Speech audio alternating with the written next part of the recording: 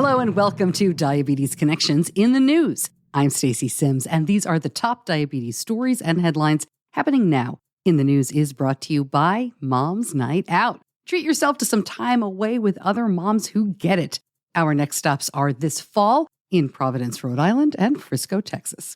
Our top story this week, big Senate hearing on insulin pricing. The three insulin makers recently cut their list prices by about 70%. The Senate Committee on Health, Education, Labor, and Pensions questioned industry leaders, and all three insulin makers, Lilly, Novo Nordisk, and Sanofi, committed to keeping their drugs affordable. But asked whether the companies would no longer raise prices on existing insulins, only Lilly said yes. Sanofi and Novo Nordisk did not commit. One senator called PBMs the fox guarding the hen house, saying that they are essentially rebating themselves. Senator Bernie Sanders says this committee will stay on the issue and that, quote, we need profound change in the industry and in PBMs.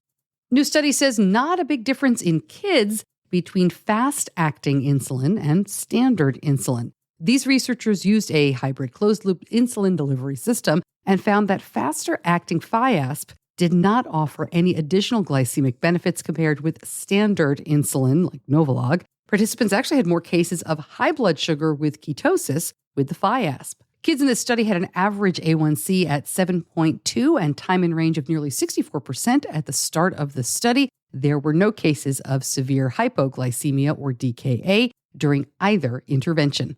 And on the other hand, people with type 2 diabetes saw more time in range with faster-acting insulin. This was a separate study, and these were adults with type 2 on basal bolus MDI, along with using a CGMs, and the insulins here were Lumjev and Humalog. And the Lumjev did seem to deliver a slightly better outcome. Another study confirming that insulin does not have to be refrigerated as strictly as package instructions.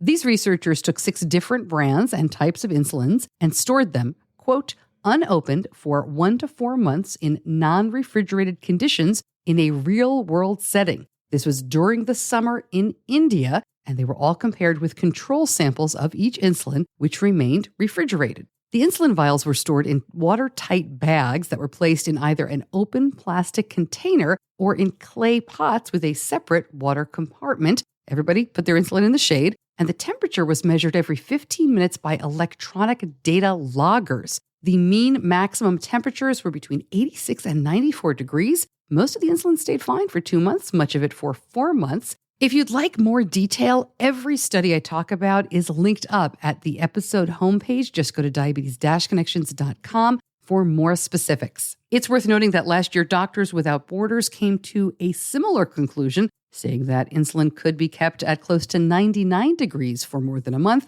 without degrading. Not so shocking conclusion that increasing access to CGM, regardless of ethnicity and insurance status, can improve outcomes.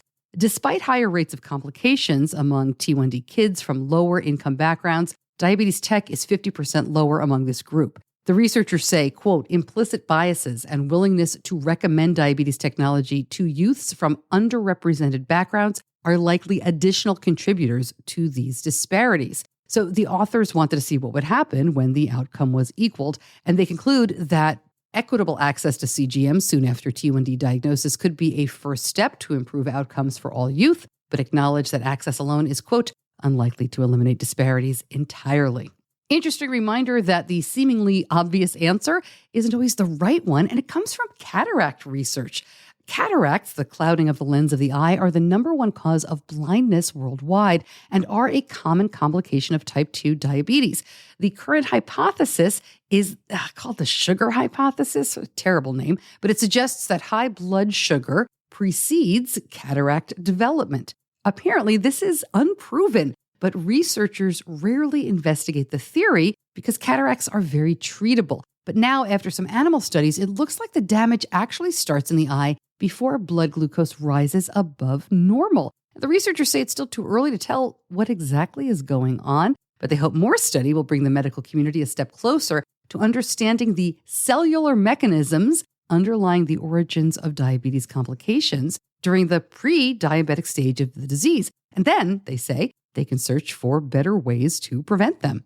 Very large study showing that GLP-1 receptor agonists, a class of diabetes medications that include Trulicity and Ozempic, are associated with fewer major heart issues than other types of diabetes drugs. This was a study in older American veterans with no prior heart disease. That second drug type is DPP-4 inhibitors, brand names like Januvia and Nesina. Apparently, the clinical trials showing cardiovascular benefits for these drugs were conducted in people who already had heart disease. So these researchers wanted to see if it would help those who did not. 100,000 U.S. veterans included in this study.